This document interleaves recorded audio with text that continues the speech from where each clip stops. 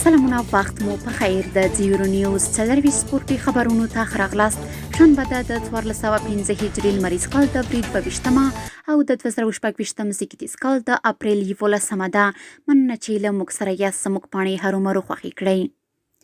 لومړی خبر ده چې د افغانستان کرکټ ملي لوبډلې روزونکی ریچارډ پایپس د ملي لوبډلې تمریناتي کمپ کې د ګډون په موخه نن کابل ته راغی.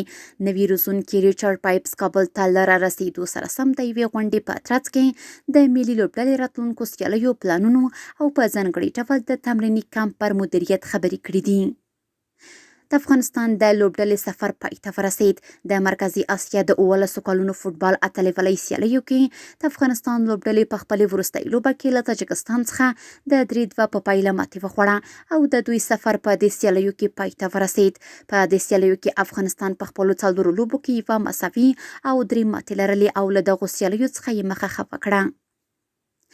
افغان څوک وهونکي علي یاسر نسی د بلوچستان څوک وهنې سیالیو کې خپل پاکستاني سیال ته ماتې ورکړه.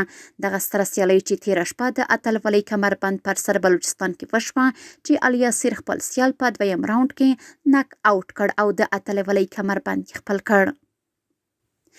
د کوروش د انتخابي سیالیو لړۍ د بلخ ولایت د کوروش فدراسیون استازولۍ لخوا د دې ولایت په مرکز مزار شریف ښار کې د نوي پهلوانانو ترمنځ ترسره شوه.